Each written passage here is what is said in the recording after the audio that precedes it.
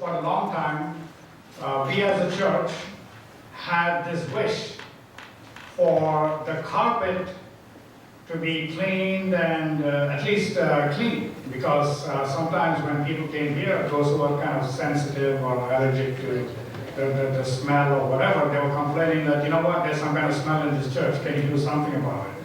And I was wondering, you know, how we go about doing that and all that. And so 2 years ago, I met Chris Howell, who was sitting here, when he came with his wife, who was preaching at that time. Her name is Debbie Howell. And so when Chris came to this church and he saw the carpet, he said, you know, I can restore the carpet. I can get this carpet looking like new again. And I said, wow, you know, wouldn't that be an answer to our wish and prayer that somehow we make this church smelling even a little bit better? And so, 2 years went by. I presented that proposal to the church here, where we went from. And so finally we agreed a few weeks ago. And so I called Chris, and then he went to work, and there we have a great new looking carpet. How many of you think the carpet really looks great? I don't know if you knew how it used to look like. Not that it was bad, but how many of you think the carpet really looks great now? So when Chris sees a fading carpet, he sees a carpet that is not in its prime, he sees a beautifully restored carpet. Isn't that something? And he did this for free. He did it here.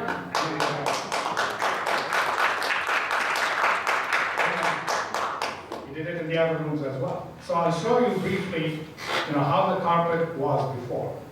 I don't know if you can look at it as clearly as you can. So that was how it was before. And so we removed all the chairs, put in the hallways. You can see how it was being done.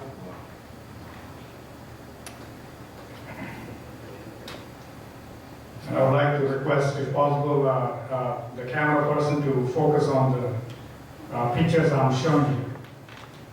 I'll go back once again, and please show those pictures into the camera. And there it is. There it is.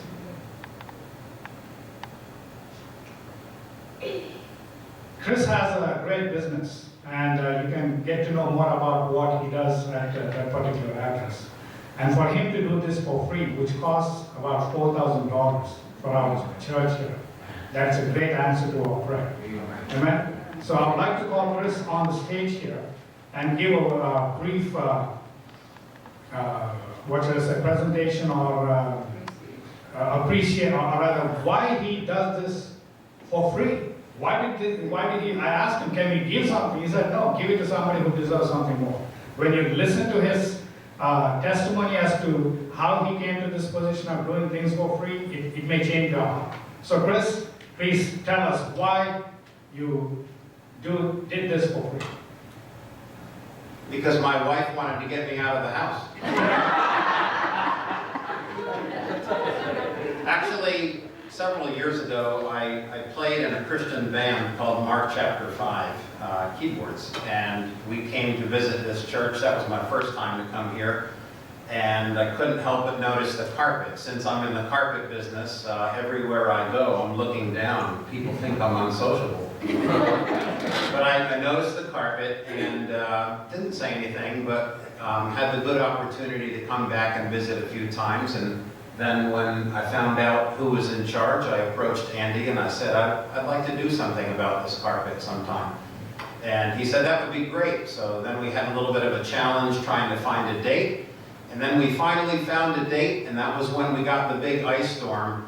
And I drove my truck back out to my workshop, which is out behind my house, got all the equipment loaded up, and had somebody that was scheduled to work with me. We loaded up the truck with everything, went to move, and the tires went right down into the mud. And I texted Andy a couple of photos, and I said, I'm sorry, I can't go anywhere. Stuck in the mud. And he said, well, we moved all the chairs out. And I said, I'm sorry, we'll try to reschedule it for another day this week. And we managed to find another day. I had to have a tow truck come and pull the trucks out of the mud. And we came in and spent the day doing it, and yeah, it turned out very nice. It was a nice opportunity to be able to give back. And in the process, after we were finished, Andy was talking to me about it and expressed his appreciation on behalf of the church. And I shared a story with him. Quite a few years ago, probably 12, 13 years ago, I was driving in Bethesda, and I approached an intersection, and we're stopped at a traffic light. And when I was stopped there, a beggar was approaching my truck. I had seen this beggar before, and I did what most people do when they see a beggar. I kind of just kept looking straight ahead and pretended that I didn't see him. Just ignored him. But as he was passing by, I caught myself watching him in my rearview mirror. And I thought to myself, you selfish jerk. That's what I thought to myself. So I beeped the horn to get his attention and motioned for him to come back.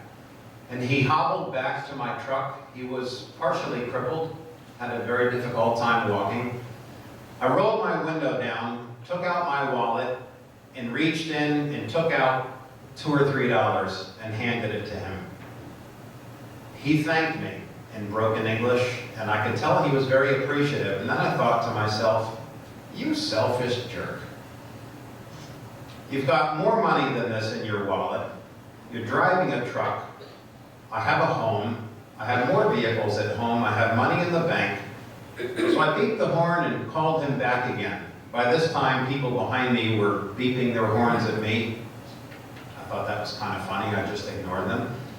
Reached into my wallet, and I took out and I gave this beggar everything that I had. I don't remember how much it was, $40, $60. I gave him everything that I had. And he actually broke down crying as he took the money and thanked me. I drove off, and it felt really good. But what happened after that is I went to do a consultation at a large business in Bethesda.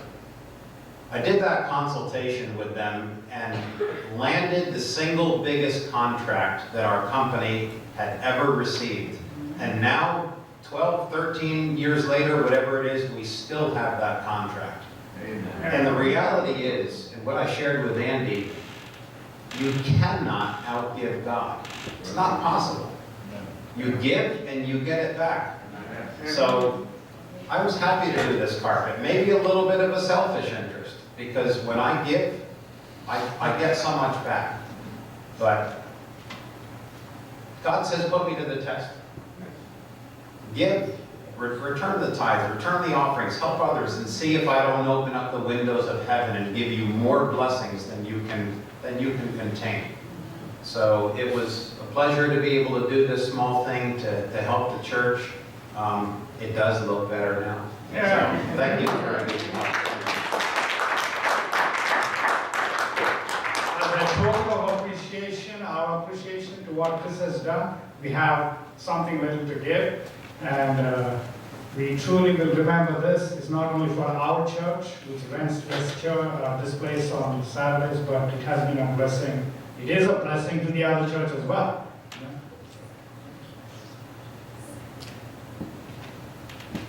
I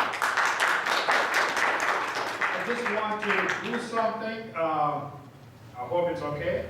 Can everyone say thank you, Chris? I'm going to take a video of this, okay? Because it really touched my heart when I heard as to why he does it for free. You cannot truly outgive God. And when we are generous to the least of these, wherever it is, inside the water, outside, God will be generous. He will bless us. Amen. That's the only solution to all source issues that we have today. Amen. What do you all think? Amen? Can we all say, thank you, Chris? I want to start the recording, and I want to keep this as a memory for us. So, hold on. Wow.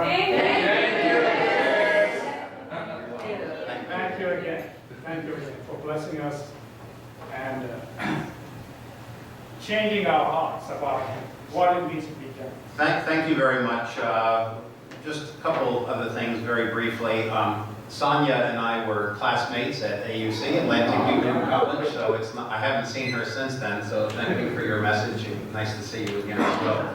And please don't tell my wife about these chocolates. They're for me. If she finds out, I probably won't get any of them. So thank you. All right.